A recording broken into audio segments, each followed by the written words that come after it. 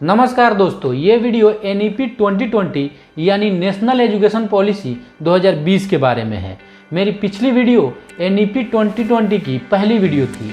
उस वीडियो में मैंने आप लोगों को 10+2 तक की शिक्षा के बारे में बताया। उस वीडियो का लिंक नीचे डिस्क्रिप्शन बॉक्स में है। 10+2 तक की शिक्षा में न्यू एजुकेशन पॉलिसी में क्या क्या बदलाव किए गए हैं उसके बारे में जानने के लिए आप उस वीडियो को जाकर देख सकते हैं। इस वीडियो के माध्यम से मैं आप लोगों को बताऊंगा कि ग्रेजुएशन की शिक्षा के लिए गवर्नमेंट ने न्यू एजुकेशन पॉलिसी में क्या क्या बदलाव किए हैं और न्यू एजुकेशन पॉलिसी के बारे में कुछ और इम्पोर्टेंट बातें आप लोगों को बताऊंगा। तो चलिए दोस्तों, बिना देर किए इस वीडियो को शुरू करते हैं।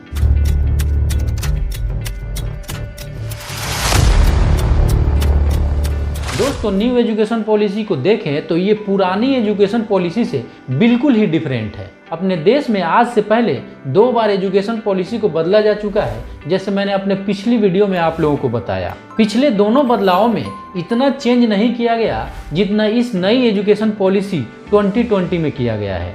NEP 2020 को पूरी तरह यूरोपीय एजुकेशन के तर्ज पर बनाया गया है। इसमें बच्चों के पढ़ाई के साथ साथ उनके स्किल डेवलपमेंट पर भी ध्यान दिया गया है। न्यू एजुकेशन पॉलिसी में ग्रेजुएशन जो 3 साल का होता था उसे 4 साल का कर दिया गया है। अब आप सोचेंगे कि स्टूडेंटों को तो 1 साल का घाटा लग गया। जो ग्रेजुएशन वो पहले 3 साल में कर लिया करते थे अब उन्हें 4 साल में करना पड़ेगा। तो ऐसी कोई बात नहीं है, कुछ भी घाटा नहीं लगा। जो स्टूडेंट 4 साल का ग्रेजुएशन कर लेंगे उनके लिए जो पोस्ट ग्रेजुएशन होगा वो ओनली 1 साल का होगा, और जो स्टूडेंट 3 साल का ग्रेजुएशन करके अगर पोस्ट ग्रेजुएशन करना चाहेंगे उन्हें 2 साल पोस्ट ग्रेजुएशन करना पड़ेगा। तो कुल मिलाकर घाटा वाली कोई बात रही नहीं। ग्रेजुएशन की पढ़ाई में जो सबसे खास बदलाव किया गया है वो है सब्जेक्ट का बाउंडेशन। जो सब्जेक्ट का बाउंडेशन पहले होता था उस सब्जेक्ट के बाउंडेशन को ख़त्म कर दिया गया है। यानी स्टूडेंट चाहें तो वो कोई भी सब्जेक्ट पढ़ सकते हैं। वो चाहें तो एक साथ एक सब्जेक्ट साइंस से ले सकते हैं, एक सब्जेक्ट कॉमर्स से ले सकते हैं, एक सब्जेक्ट हिस्ट्री से ले सकते हैं, पॉलिटिकल साइंस, बायोलॉजी और अकाउंट को एक साथ पढ़ सकते हैं। अब बात आती है कि ये एक साथ इतने सारे सब्जेक्ट पढ़ने के बाद स्टूडेंट किस क्षेत्र का है, जैसे साइंस का है, आर्ट्स का है या कॉमर्स का है, ये कैसे पता चलेगा। पहले तो साइंस से ग्रेजुएशन करने वाले को BSc, कॉमर्स से ग्रेजुएशन करने वाले को BCom और आर्ट्स से ग्रेजुएशन करने वाले को सिंपली BA कहा जाता था। अब न्यू एजुकेशन पॉलिसी में इसको पूरी तरह से चेंज कर दिया गया है।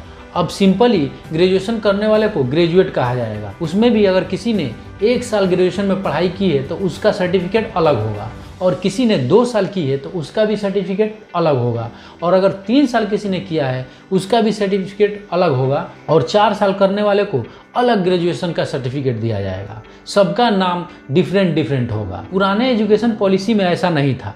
पुराने एजुकेशन पॉलिसी में किसी ने 1 साल ग्रेजुएशन करके छोड़ दिया तो उसको कोई सर्टिफिकेट नहीं दिया जाता था। लेकिन न्यू एजुकेशन पॉलिसी में आपको हर साल के लिए डिफरेंट सर्टिफिकेट दिया जाएगा। आप अगर 1 साल भी पढ़ाई करके छोड़ देते हैं तो उसके लिए भी आपको फ़ायदा मिलेगा और आपकी पढ़ाई बेकार नहीं जाएगी। आप ग्रेजुएट ही कहलाएंगे, लेकिन जो आपका सर्टिफिकेट होगा उस पर ग्रेजुएट सर्टिफिकेट लिखा रहेगा। इसी तरह किसी ने अगर 2 साल ग्रेजुएशन करके छोड़ दिया तो उसके सर्टिफिकेट पे ग्रेजुएट डिप्लोमा लिखा रहेगा, और किसी ने अगर 3 साल ग्रेजुएशन कर लिया तो उसके सर्टिफिकेट पे ग्रेजुएट डिग्री लिखा रहेगा, और 4 साल करने वाले के सर्टिफिकेट पे ग्रेजुएट रिसर्च लिखा रहेगा। अब बात आती है कि इतने सारे सर्टिफिकेट मिलने का फ़ायदा क्या होगा।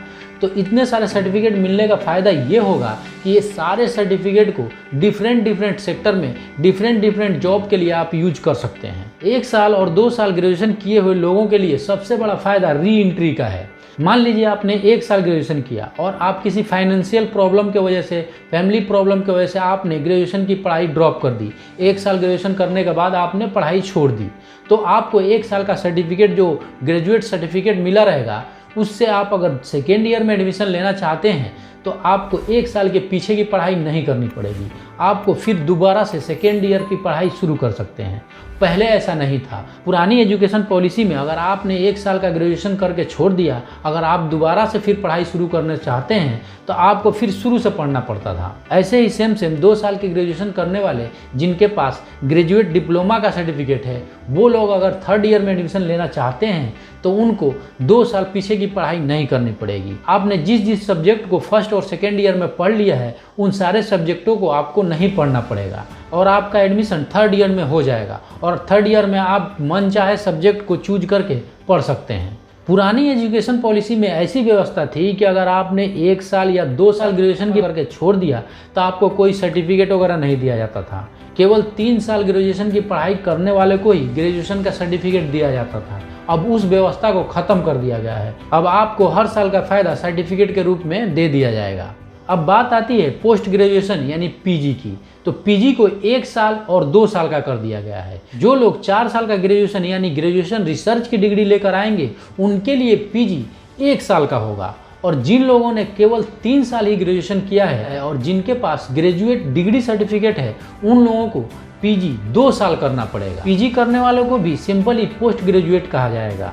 पहले पीजी करने वाले को एमए, एमएससी और एमकॉम के नाम से जाना जाता था। न्यू एजुकेशन पॉलिसी में एमफिल की डिग्री को ख़त्म कर दिया गया है और पीएचडी की जो डिग्री पहले 4 साल की होती थी वो अभी सेम टू सेम है। अब बात करेंगे न्यू एजुकेशन पॉलिसी की पॉजिटिव और निगेटिव पॉइंट के बारे में। पॉजिटिव पॉइंट की बात करें तो गवर्नमेंट ने जीडीपी का 6% एजुकेशन पर खर्च करने के बारे में बात किया है। पहले जीडीपी का 3% के आसपास ही एजुकेशन पे खर्च किया जाता था। तो ये अच्छी बात है कि गवर्नमेंट ने 3% के बजाय 6% यानी पहले के बजाय डबल एजुकेशन पे खर्च करने की बात कही है। ईमानदारी से जीडीपी का 6% अगर एजुकेशन पे खर्च किया जाए तो एजुकेशन व्यवस्था बहुत अच्छी हो जाएगी।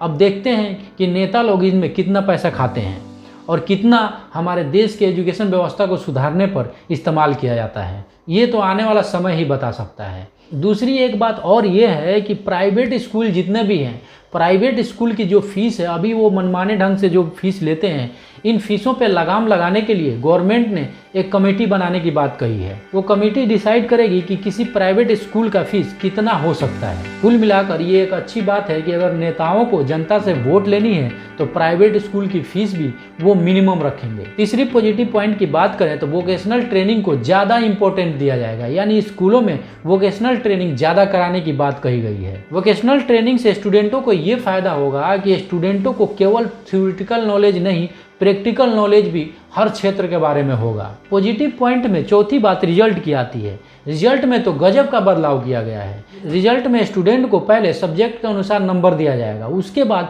स्टूडेंट से खुद पूछा जाएगा कि आप कितने काबिल हैं। यानी हर स्टूडेंट को खुद बताना होगा कि हमको किस क्षेत्र में कितना नॉलेज है। पढ़ाई पूरी करने के बाद अगर आप किसी जॉब में जाते हैं तो आपको वहाँ पे सारा फैसला खुद लेना पड़ता है।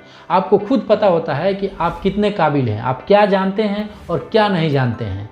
तो इसलिए इसको शुरू से ही डेवलप किया जाएगा ताकि स्टूडेंट में खुद फैसला करने की काबिलियत डेवलप हो। उसके बाद क्लास फ्रेंडों से भी पूछा जाएगा कि इस स्टूडेंट का आप लोगों के साथ व्यवहार कैसा है। इससे ये फायदा होगा कि सारे स्टूडेंट मिलजुल के रहेंगे, यानी आपसी भाईचारा बढ़ेगा। अगर आपका फ्रेंड के साथ आपका व्यवहार अच्छा नहीं है तो आपको वो फ्रेंड नंबर नहीं देगा, ग्रेड नहीं देगा। इसलिए सारे स्टूडेंट एक दूसरे से भाईचारा बना के रखेंगे। उसके बाद अंतिम बारी टीचर्स की आएगी, यानी आपका क्लास में कैसा व्यवहार है, टीचर के साथ आपका कैसा व्यवहार है, इन सभी का नंबर आपका टीचर आपको देगा। उसके बाद 5वीं पॉजिटिव पॉइंट की बात करें तो विदेश के यूनिवर्सिटियों को इंडिया में अपने कॉलेजेस खोलने का मौका दिया जाएगा। इसमें वर्ल्ड की टॉप 50 यूनिवर्सिटियों से 100 यूनिवर्सिटियों का नाम हो सकता है। वैसे ये स्कीम तो पहले कांग्रेस लेकर आने वाली थी, लेकिन उस टाइम बीजेपी जो विपक्ष में थी उन्होंने विरोध किया था, लेकिन खुद ही अब बीजेपी इसको लेकर आ रही है। तो ये रही न्यू एजुकेशन पॉलिसी की पॉजिटिव पॉइंट की बात। अब बात निगेटिव पॉइंट की करें। निगेटिव पॉइंट में सबसे पहली बात यह है कि इसमें इंग्लिश को ज़्यादा महत्व नहीं दिया गया है, यानी इस एजुकेशन पॉलिसी में इंग्लिश पे उतना फोकस नहीं किया गया है।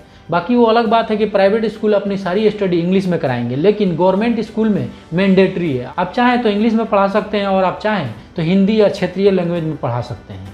इसमें गवर्नमेंट का कोई दबाव नहीं रहेगा। और दूसरा नेगेटिव पॉइंट एक और है कि अगर एजुकेशन व्यवस्था में कुछ बदलाव करना है तो वो सेंट्रल गवर्नमेंट ही कर सकती है, स्टेट गवर्नमेंट का इसमें कोई रोल नहीं होगा। तो ये 2 नेगेटिव पॉइंट मेन है और मुझे और कोई नेगेटिव पॉइंट तो दिखी नहीं। अगर आपको कोई और नेगेटिव पॉइंट के बारे में पता है तो कमेंट्स करके जरूर बताएं। दोस्तों, ये थी न्यू एजुकेशन पॉलिसी 2020 की विस्तृत जानकारी। मेरी अगली वीडियो किसी दूसरे टॉपिक पे होगी। अधिक जानकारी के लिए देखते रहें आपका अपना यूट्यूब चैनल पाडोमैन।